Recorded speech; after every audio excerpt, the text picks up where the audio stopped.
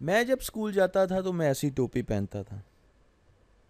ये टोपी मुझे सर्द हवाओं से बचाती थी और मेरे सर को गर्म भी रखती थी। मेरे दोस्त मुझ पर बहुत हंसते थे, पर मैं उनकी परवाह नहीं करता था क्योंकि इस टोपी का मुझे बहुत ज़्यादा फ़ायदा होता था। सर को गर्म रखने के लिए कई किस्म की टोपियाँ होती हैं। अगर आप बर्फ़ानी इलाकों में हैं तो आप ये टोपी देखें। ये टोपी शक्ल से ही बहुत गर्म लग रही है और इसमें हीट ट्रैप रहती है, ठंड नहीं लगती। इसी तरीके से ये कपड़े भी ऐसे हैं क्योंकि यहाँ पर हर तरफ बर्फ़ ही बर्फ़ है। इसी तरीके से अगर आप ऊन की टोपियाँ देखें तो हमें ऐसी टोपियाँ रोज़ नज़र आती हैं। ये टोपी हमारे सर को सर्द हवाओं से बचाती है, पर इसके साथ साथ ऐसी टोपियाँ भी होती हैं जिनमें आगे शेड लगे होते हैं। ये शेड हमें सूरज की रोशनी से भी बचाते हैं और इसका पिछला हिस्सा ठंडी हवाओं से भी बचाता है। ये भी ऊन की बनी हुई टोपी है और ये गर्म टोपी है। इसमें हीट ट्रैप रहती है और हमें ठंड नहीं लगती। अब आप इस हेलमेट की तरफ देखिए। बच्चे अमूमन साइकिलिंग के दौरान इस तरह के हेलमेट पहनते हैं। ये हेलमेट किस चीज़ के बने होते हैं? ये हेलमेट प्लास्टिक के बने होते हैं और ये बहुत ज़्यादा स्ट्रॉन्ग हेलमेट होते हैं। ये सख्त भी होते हैं, हार्ड भी होते हैं, इनकी प्रॉपर्टी है। और ये हल्के भी होते हैं, लाइट। तो इनकी प्रॉपर्टी क्या है कि ये स्ट्रॉन्ग होते हैं, हार्ड होते हैं, लाइट होते हैं और ये प्लास्टिक के मटेरियल से बने होते हैं। पर अगर आप बेसबॉल खेलते हैं या क्रिकेट खेलते हैं तो आपने स्टील का हेलमेट भी पहना होगा। ये हेलमेट भी स्ट्रॉन्ग होते हैं और हार्ड होते हैं जैसे कि प्लास्टिक के हेलमेट होते हैं। पर स्टील के बने हुए हेलमेट बहुत ज़्यादा हैवी होते हैं, वजनी होते हैं, लाइट नहीं होते। ये इनकी प्रॉपर्टी है। अब आप इस काउबॉय को देखिए।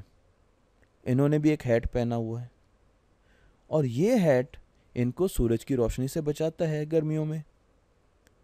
तो इसमें सूरज की रोशनी नहीं गुजरती, इसलिए ये ओपेक है। और इसके साथ साथ ये स्टिफ भी है कि ये हिस्सा इस हैट का ब्रिम कहलाता है और ये सूरज की रोशनी से हमारी हिफाजत करता है। और ये हमेशा सख्त होता है क्योंकि अगर ये नरम हो तो फिर ये इस तरीके से अकड़ा हुआ नहीं रह सकता और ये हमारे चेहरे की तरफ आ जाए। तो इसको साइड वाइज अकड़ा हुआ रहने के लिए इसको सख्त बनाया जाता है ताकि ये स्टिफ रह सके।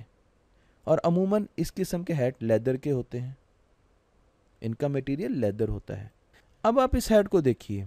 इसके सामने भी एक ब्रिम है और ये हमारी आंखों को सूरज की रोशनी से बचाता है और इसका पिछला हिस्सा हमारे सर को सूरज की रोशनी से बचाता है।